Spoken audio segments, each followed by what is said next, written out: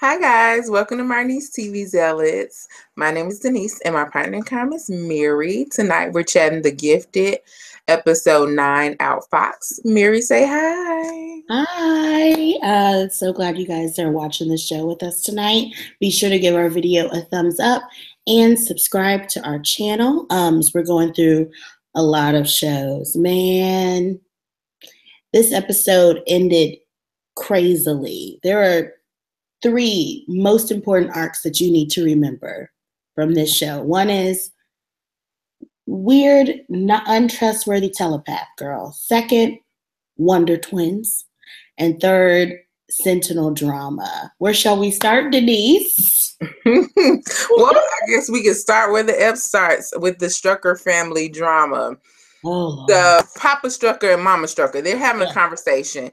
And so he's asking her about, she's asking him about, his father and them being mutants. And she's trying to, figure out how it got to the kids and how it skipped Papa Strucker. And so then he's like, oh, but it didn't. So he just lets the cat out of the bag and lets her know that he's he had the gene and that his father was working for Trash Industries and that he, gave him the one and only cure. So then he also reveals Fenris, the Strucker twins from back in the day. He lets her know about their powers, and he believes that the kids also have those same abilities. And so Mama Strucker is like, okay, well, we need to see. We need to tell the kids. Right. So they go in and they tell them. But meanwhile, this is happening. The Strucker kids, Andy and Lauren, are already finding out about their what would have been great grandfather. Okay. It's some greats. Yeah. And so he's telling Lauren all about, the information he's found. So then they have them go and test it out in the vault. And at first they hold hands, and it's like the little funny brother sister thing where he's like, she's like, ew, why are we holding hands? Nothing's happening. And so but then Andy's like, no, we probably have to, like harness our energy or something. And so they hold hands, and then all of a sudden they start to glow and things happen. And you can see them working together as one. And when they come out of it, I'm sorry, what? It was very windy. Oh, yes, apparently, the hair had to blow. They had some fans. But you know what? They always do that. It reminds me of like Storm when she's getting ready to use her powers, or very true. Yeah. So where was I? Oh, when they come out of it. Well, the dad has to pull their hands apart for them to come out of it. Yeah. Exactly. So when the kids are like, oh, that felt good, and like Lauren looks scared, and Andy is all like, yes, let's explore this thing because I want more. I want to feel it. And so I mean, it's like they both admit to each other later in the episode that they enjoyed what was going on, the feeling they felt the most powerful that they've ever felt. And Annie's like, we need to, figure out how to control this. And Lauren is kind of scared, and the parents are definitely scared. So we'll see what happens with this. They go evil because their grandparents or great grandparents, who had this power, they were terrible. Like, they were Nazis, and they were very sympathetic to, the Nazi movement, and they were horrible. Like, they went around leveling buildings, and this is crazy. So with and Lauren said, she's like, I felt like I could take the building down, and it's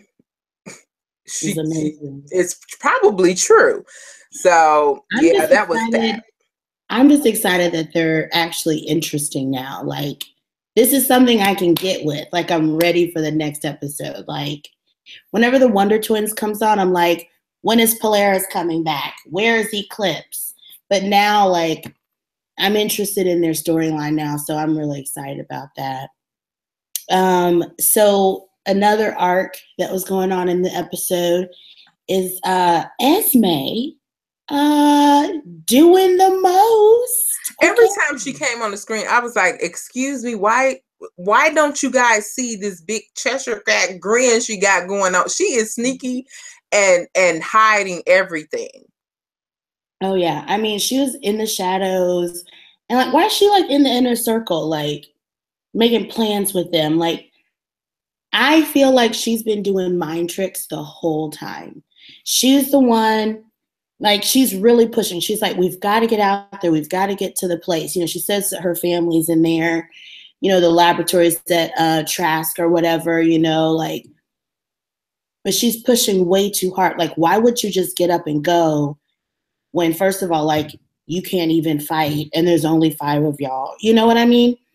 So the fact that she's pushing beyond reason gave me something to doubt about already. But then when Polaris was having that bad dream and basically just like breaking everything in their bedroom, and she's sitting there like putting the dream in her head, I'm like, okay, maybe she's been doing this for a lot longer than we think.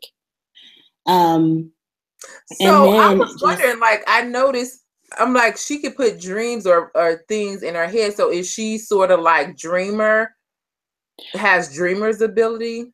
Well, with Dreamer, it seems like Dreamer has to do more with memories, and it's a more passive power, where this girl is like prompting them into action. Like, she's reading your minds, but she's also controlling your thoughts.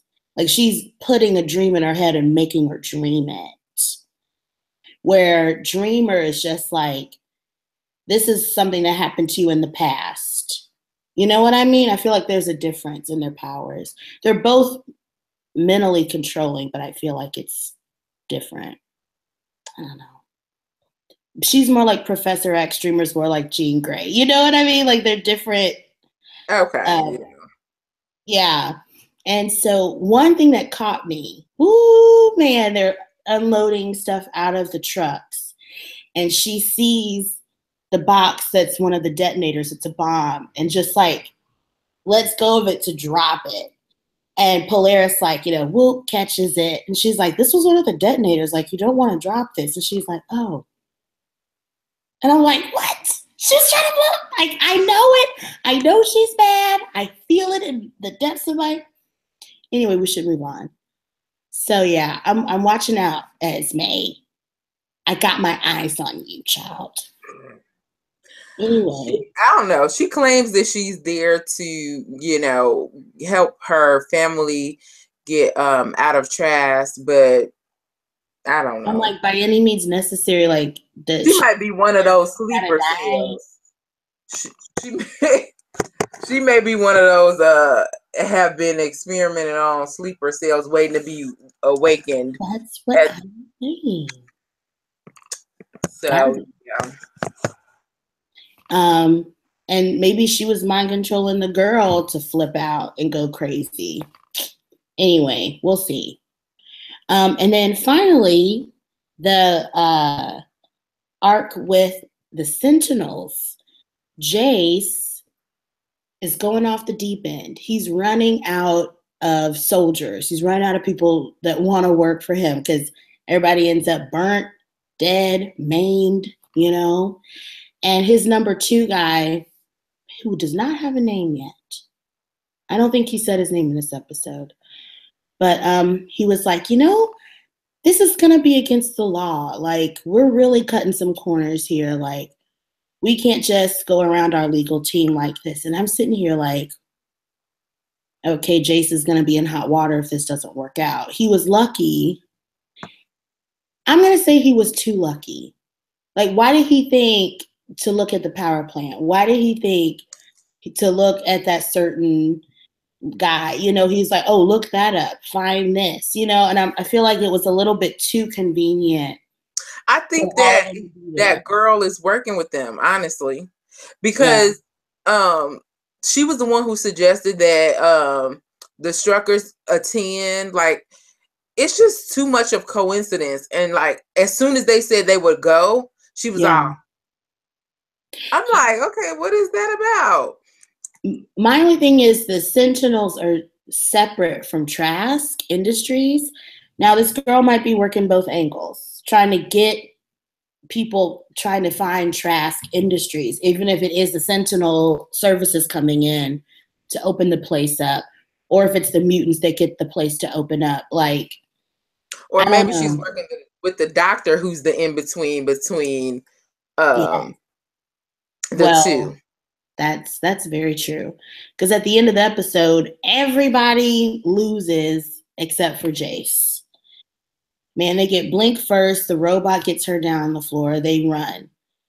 They get Dreamer. Dreamer tries to block the door so the kids can keep running. The kids do the Fenris thing, holding hands.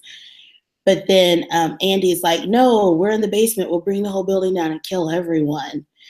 And the girl kind of realizes, oh, wait, do I have a heart? I wasn't thinking about that. But it's too late. They get arrested and collared so they can't do anything.